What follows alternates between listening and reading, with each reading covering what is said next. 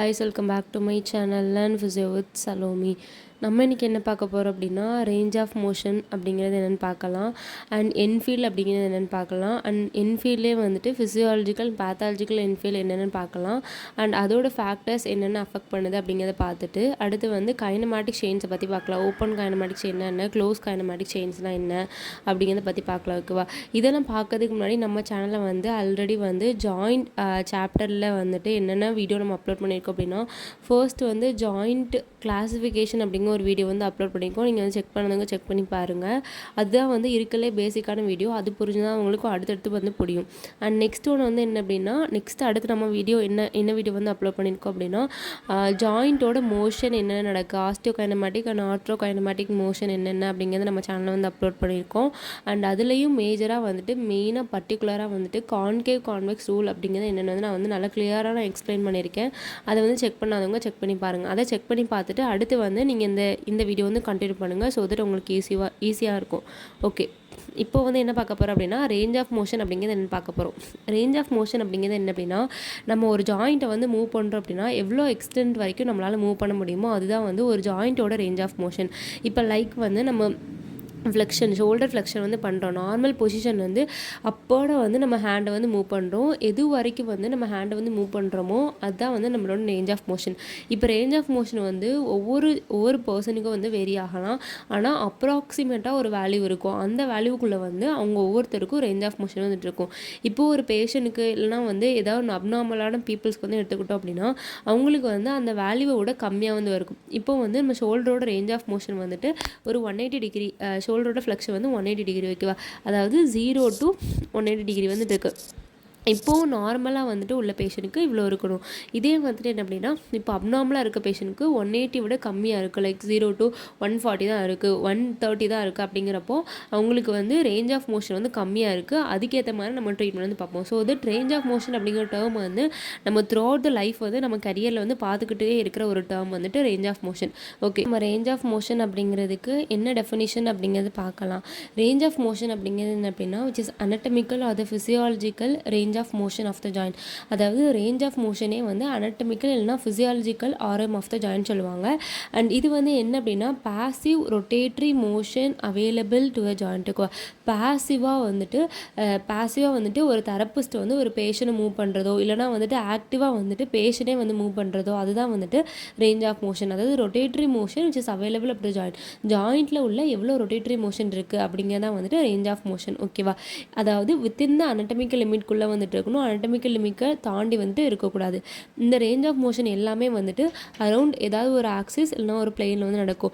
இப்போ axis and plains வந்து உங்களுக்கு என்னென்னு புரியலை அப்படின்னா நம்ம சேனலில் ஆல்ரெடி ஒரு வீடியோ வந்து அப்லோட் பண்ணியிருக்கோம்.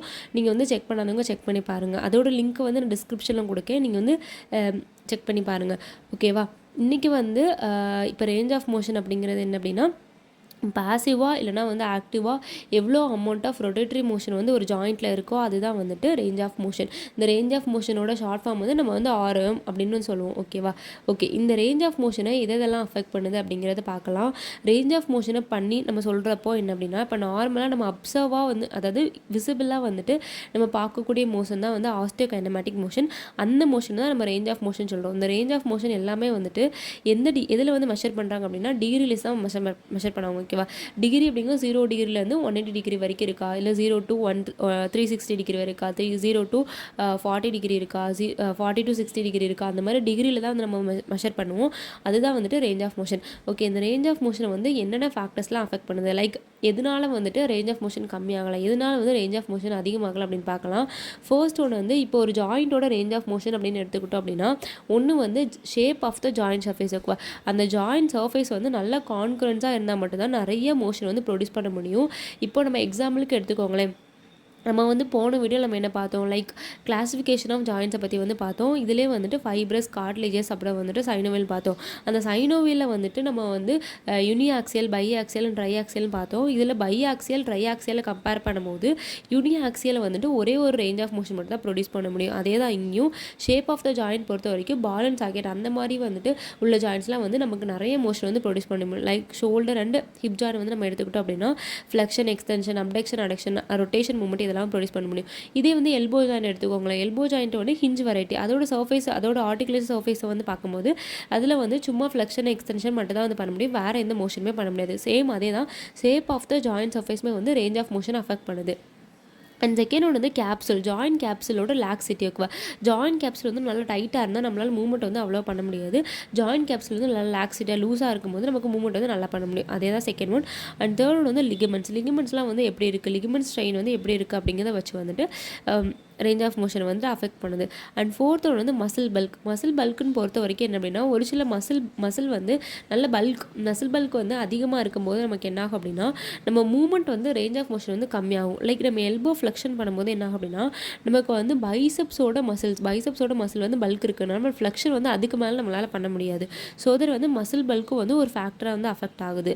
அண்ட் ஃபிஃப்த் ஒன்று வந்து என்ன அப்படின்னா, கண்டேஜியஸ் போனி ஸ்ட்ரக்சர். போனியோட ஸ்ட்ரக்சர், அதாவது போனி ஸ்ட்ரக்சர் வந்து எப்படி இருக்குது, லைக் பால் அண்ட் சாக்கெட் வெரைட்டியா இல்லை வந்து ஹிஞ்ச் வெரைட்டியா, அங்கே வந்து எப்படி இருக்குது, அதே மாதிரி தான் வந்து போனி ஸ்ட்ரக்சர் வந்து அஃபெக்ட் பண்ணுது. அண்ட் சிக்ஸ்த் ஒன் வந்து என்ன அப்படின்னா, மஸ்குலோ டெண்டினஸ் ஸ்ட்ரக்சர் அப்படிங்கிறது என்னன்னா, ஏதாவது மசில் இல்லை வந்து ஒரு டென்னா வந்து கிராஸ் ஆச்சு அப்படின்னா அந்த இடத்துல நம்மளுக்கு மூவ்மெண்ட் வந்து கம்மியாக தான் வந்துட்டு ஆகும், அதாவது ரேஞ்ச் ஆஃப் மோஷன் வந்து கம்மியாக தான் வந்துட்டு ஆகும். இதெல்லாம் வந்துட்டு which is factors affecting range of motion. Range of மோஷனை கம்மியாக்குறதோ இதெல்லாம் ரேஞ்ச் ஆஃப் மோஷன் அதிகமாக்குறதோ வந்து இந்த ஃபேக்டர்ஸ்லாம் வந்துட்டு மேஜர் ரோல் வந்து ப்ளே பண்ணுது.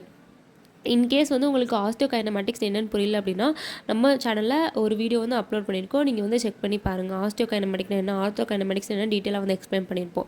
ஓகே, இப்போ வந்து ரேஞ்ச் ஆஃப் மோஷன் என்னென்னு நல்லா புரிஞ்சிருக்கும்னு நினைக்கிறேன். நம்ம அடுத்த டாபிக் போகலாம். இது வந்து என்ன அப்படின்னா என்ஃபீல் அப்படிங்கிறது என்ன அப்படின்னா, it's a feeling, it's a sensation, it's experience by the examiner. இருக்குவா, இப்போ வந்து தெரபிஸ்ட் வந்து நம்ம வந்து என்ன பண்ணுறோம், ஸோ பேஷண்ட்டுக்கு வந்து எல்போ ஃப்ளெக்ஷன் வந்து பண்ணுறோம்னு வச்சுக்கோங்களேன். இப்போ எல்போ ஃப்ளெக்ஷன் பண்ணும்போது ஃப்ளெக்ஷன் முடிஞ்சதுக்கு அடுத்து தெரபிஸ்ட் வந்து அந்த எண்ட் ரேஞ்ச், அதாவது எண்ட் ஆஃப் அன் ஆர்எம்ல வந்து தெரபிஸ்ட் வந்து ஒரு சென்சேஷன் வந்துட்டு அவங்க ஃபீல் பண்ணுவாங்க. லைக் எதனால வந்து இந்த ஃப்ளெக்ஷன் வந்து ரிஸ்ட்ரிக்ட் ஆகுது அப்படிங்கிறது, அந்த சென்சேஷன் தான் வந்து என்ஃபீல். ஓகேவா, it's a sensation experienced by the examiner மூலமாக வந்துட்டு எக்ஸ்பீரியன்ஸ் பண்ணுற ஒரு சென்சேஷன் தான் வந்து end feel. Performing passive range of motion, பாசிவாக வந்துட்டு ஒரு பேஷண்ட்டுக்கு வந்து மூவ் பண்ணும்போது அதில் வந்து ஃபீல் பண்ணுற ஒரு ஃபீலிங் ஆஃப் சென்சேஷன் தான் வந்துட்டு என்ஃபீல். ஓகேவா, அண்ட் நெக்ஸ்ட் ஒன்று வந்து என்ஃபீல்லே வந்து நமக்கு பேத்தாலஜிக்கல், ஃபிசியாலஜிக்கல் என்ஃபீல் இருக்குது. ஃபிசியாலஜிக்கல் என்ஃபீல் அப்படிங்கிறது நார்மலாக வந்துட்டு ஒரு சில ஸ்ட்ரக்சர், நார்மலாக உள்ள பாடியிலே வந்துட்டு ஒரு சில ஸ்ட்ரக்சர் வந்து ரெஸ்ட்ரிக்ட் பண்ணும். That is physiological end feel. இதே பேத்தாலஜிக்கல் அப்படிங்கிறது ஏதாவது ஒரு டிசீஸ் கண்டிஷன் மூலமாக அந்த பேஷண்ட்டுக்கு வந்துட்டு ஃபுல் ஆர்எம் வந்து அச்சீவ் பண்ண முடியாது, அது வந்து பேத்தாலஜிக்கல் என்ஃபீல். இப்போ ஃபிசியாலஜிக்கல் என்ஃபீல்டில் வந்துட்டு சாஃப்ட், ஃபேர்ம் அண்ட் ஹார்ட், இந்த மாதிரி 3 டைப்ஸ் வந்துட்டு இருக்குது. அதே மாதிரி பேத்தாலஜிக்கலே வந்து சாஃப்ட், ஃபேர்ம் அண்ட் ஹார்ட் வந்துட்டு இருக்குது. அது என்னென்னு நம்ம ஒன்றா பார்க்கலாம். ஃபர்ஸ்ட் வந்து ஃபிசியாலஜிக்கல் என்ஃபீல் வந்து பார்க்கலாம். ஓகேவா, ஃபிசியாலஜிக்கல் என்ஃபீல்டில் வந்து ஃபர்ஸ்ட் வந்து சாஃப்ட் என்ஃபீல் வந்து கொடுத்துருக்காங்க. சாஃப்ட் என்ஃபீல் வந்து என்ன அப்படின்னா, ஏதாவது ஒரு சாஃப்ட் டிஷ்யூனால வந்துட்டு நமக்கு அந்த ஆர்எம் வந்து கம்மியாக வந்துட்டு ஆகும், அதுதான் வந்து சாஃப்ட் டிஷ்யூ அப்ராக்சிமேஷன். எக்ஸாம்பிள்ஸ் வந்து எல்போ ஃப்ளெக்ஷன், ஆல்ரெடி நான் சொன்ன எக்ஸாம்பிள் தான். எல்போ ஃப்ளெக்ஷன் பண்ணுறோம் அப்படின்னா, இப்போ வந்து எல்போ ஃப்ளெக்ஷன், இப்போ வந்து இது வந்து எக்ஸ்டென்ஷனில் இருக்க, இப்போ வந்து ஃப்ளெக்ஷன் பண்ணும்போது இந்த மசில் பல்க் இருக்கிறனால நம்ம அதுக்கு மேலே வந்து ஃப்ளெக்ஷன் வந்து பண்ண முடியாது. அதான் வந்துட்டு elbow flexion. Bulk of the biceps பிரேக்கே வந்து நமக்கு வந்துட்டு இந்த எல்போ ஃப்ளெக்ஷன் வந்து ரிஸ்ட்ரிக்ட் வந்து பண்ணும். அண்ட் செகண்ட் ஒன்று வந்து என்ன அப்படின்னா, விச் இஸ் ஃபேர்ம் என்ஃபீல். ஃபேர்ம் என்ஃபீல் வந்து எதனால் வருது அப்படின்னா, ஒன்று வந்து மசில் வந்து நல்லா ஸ்ட்ரெச் ஆகிற மூலமாகவும், இன்னொன்று வந்து கேப்சல் லிகமெண்ட்டை ஸ்ட்ரெச்னால வந்துட்டு நமக்கு ஃபேர்ம் என்ஃபீல் வந்து வருது. ஓகேவா, எக்ஸாம்பிள் வந்து என்ன அப்படின்னா, நீ எக்ஸ்டென்ஷன். நம்ம நீ வந்து நல்லா ஃபுல்லாக எக்ஸ்டெண்ட் பண்ணும்போது நமக்கு நிறைய லிகமெண்ட்டல் ஸ்ட்ரக்சர்ஸ் வந்து அங்கே வந்து ஸ்ட்ரெச் ஆகுது. அண்ட் போஸ்டீரியர் கேப்சல் ஆஃப் நீ ஜாயிண்ட் வந்து ஸ்ட்ரெச் வந்து ஆகுது. இதனால வந்துட்டு நமக்கு ஃபேர்ம் என்ஃபீல் வந்து வருது. அதுக்கு மேலே வந்து நம்ம எக்ஸ்டென்ஷன் வந்து பண்ண முடியாது. அண்ட் செகண்ட் ஒன்று வந்து எம்சிபி, மெட்டாகார்போ ஃபெலஞ்சியல் எக்ஸ்டென்ஷன் மூலமாக வந்து எக்ஸ்டென்ஷன், அதுவுமே வந்துட்டு இந்த ஃபேர்ம் என்ஃபீல்னால வந்து நமக்கு வந்து ரிஸ்ட்ரிக்ட் ஆகுது. ஓகே, அடுத்து வந்து தேர்ட் ஒன்று வந்து என்ன அப்படின்னா, விச் இஸ் ஹார்ட் என்ஃபீல். ஹார்ட் என்ஃபீல் வந்து என்ன அப்படின்னா, 2 போனுமே வந்துட்டு ஒரே கான்டாக்டில் நல்லா கான்கிரண்ட்டாக நல்லா வந்து அப்ராக்சிமேட் ஆகிறது மூலமாக நமக்கு வந்து அந்த ஆர்எம் வந்து கம்மியாகும். ஓகேவா, அந்த ஆர்எம் வந்து கரெக்டாக வந்து மெயின்டைன் ஆகும். That is a phone to phone approximation, அதான் ஹார்ட் என்ஃபீல். எக்ஸாம்பிள் வந்து இட்ஸ் இஸ் எல்போ எக்ஸ்டென்ஷன். நம்ம எல்போ எக்ஸ்டென்ட் பண்ணும்போது என்ன ஆகும் அப்படின்னா, நமக்கு வந்து ஒலிகிரன் ஃபோர்ஸாக வந்து ஹியூமரஸ்க்கு பின்னாடி வந்துட்டு இருக்கும். அந்த ஒலிகிரன் ஃபோர்ஸாகவும் அந்த ஒலிகிரன் ப்ராசஸ் ஆஃப் அல்னாவும் வந்துட்டு அப்ராக்சிமேட் ஆகி நம்ம அதுக்கு மேலே வந்து ஹைப்பர் எக்ஸ்டென்ஷன் போகாமல் வந்து நமக்கு வந்து ப்ரிவென்ட் பண்ணது ஹெல்ப் பண்ணும். ஓகேவா, இது எல்லாமே வந்து ஃபிசியாலஜிக்கல் என்ஃபீல். நார்மலாக ஒரு பர்சனுக்கு வந்து இது எல்லாமே வந்துட்டு இருக்கும். லைக் மசில் பல்காக இருக்கட்டும், போன் டு போன் அப்ராக்சிமேஷனாக இருக்கட்டும், எல்லாம் வந்து லிகமெண்ட் ஸ்ட்ரெச் இருக்கட்டும், இது எல்லாமே வந்து விச் இஸ் அ நார்மல். இதே வந்து பேத்தாலஜிக்கலாக ஏதாவது ஒரு டிசீஸ் மூலமாக வந்து ஒரு பேஷண்ட்டுக்கு வந்து ஒரு என்ஃபீல் வந்து வருது அப்படின்னா அது வந்து pathological என்ஃபீல்.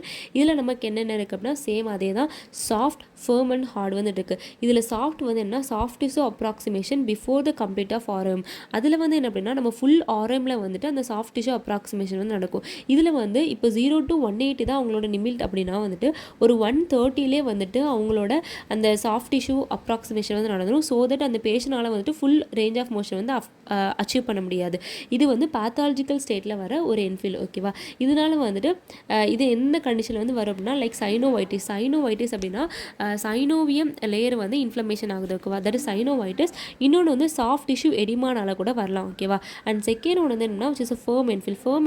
ஃபர்ம் என்ஃபீல் சேம் அதே தான், muscular or the capsular ligamentous stretch. ஓகேவா, இந்த ஸ்ட்ரெச் மூலமாக வந்து வருது. ஆனால் வந்து சேம் இதுக்கு முன்னாடி பார்த்துலாம் பிஃபோர், அதாவது ரேஞ்ச் ஆஃப் மோஷனை கம்ப்ளீட் பண்ணுறதுக்கு முன்னாடி இந்த என்ஃபீல் வந்து ஸ்டார்ட் ஆயிடும். எக்ஸாம்பிள்ஸ் வந்து ஹைப்பர் டோனிசிட்டி அப்படிங்கிறது என்ன அப்படின்னா மசிலோட டோன் வந்து அதிகமாகிறது மூலமாக லைக் அப்பர் மோட்டா நியூரல் லீஷன் மூலமாக வந்துட்டு வரலாம். இன்னொன்று வந்து சாஃப்ட் டிஷ்யூ வந்து ஷார்ட்டண்டாக இருக்குது, நமக்கு வந்து மசில் வந்து ஷார்ட்டனாக இருக்குது அப்படிங்கிற கட்டத்திலே வந்துட்டு வரலாம். அண்ட் தேர்ட் வந்து என்ன அப்படின்னா விச் இஸ் அ ஹார்ட் என்ஃபீல் அப்படிங்கிறது சேம் அதே தான், போன் டு போன் அப்ராக்சிமேஷன் மூலமாக வருது. எக்ஸாம்பிள்ஸ் வந்து ஃப்ராக்சர், நம்மளுக்கு வந்து ஆஸ்டியோ ஆர்த்ரைட்டிஸ் மூலமாக நமக்கு போன் ஃப்ராக்சர் நடக்குது, அதனால கூட நமக்கு ரேஞ்ச் ஆஃப் மோஷன் வந்து கம்மியாகலாம். இன்னொன்று வந்து லூஸ் பாடிஸ், இந்த ஜாயிண்ட்டுக்குள்ளே வந்து லூஸ் பாடிஸ் வந்து இருக்கலாம் அந்த சைனோவியல் ஃப்ளூயிடில். அண்ட் செகண்ட் ஒன்று வந்து மயோசைட்டிஸ் ஆசிஃபிகேஷன் அண்ட் ஃப்ராக்ஷனால கூட வரலாம். ஓகேவா, இந்த கண்டிஷனில் எல்லாமே வந்து pathological கண்டிஷன் மூலமாக நமக்கு வந்து ரேஞ்ச் ஆஃப் மோஷன் வந்து ரெஸ்ட்ரிக்ட் ஆகும். That is range of motion வந்து கம்மியாகும். இது மூலமாக வந்துட்டு நமக்கு வந்து என்ஃபீல் வந்து ப்ரொடியூஸ் ஆகும். ஓகேவா, தட் இஸ் pathological என்ஃபீல். இதே இந்த சைடு வந்து பார்த்தோம்னா விச் இஸ் physiological என்ஃபீல். நெக்ஸ்ட் ஒன்று வந்து என்ன, இதில் ஸ்பெஷலாக வந்து ஒன்று கொடுத்துருப்பாங்க, தட் இஸ் எம்டி என்ஃபீல் அப்படிங்கிறது என்ன அப்படின்னா அவங்களுக்கு வந்து என்ஃபீலே வந்துட்டு இருக்காது. ஏன் அப்படின்னா பெயின் மூலமாக வந்துட்டு அவங்களுக்கு ரேஞ்ச் ஆஃப் மோஷன் வந்து கம்மியாகும். இப்போ ஒரு பேஷண்ட்டுக்கு வந்து ஷோல்டரில் ஏதோ ஒரு பெயின் இருக்குது அப்படின்னா அவங்களுக்கு வந்து ஃபுல் ஃப்ளெக்ஷனுமே வந்துட்டு அவங்க அட்டெம்ப்ட் வந்து பண்ண மாட்டாங்க.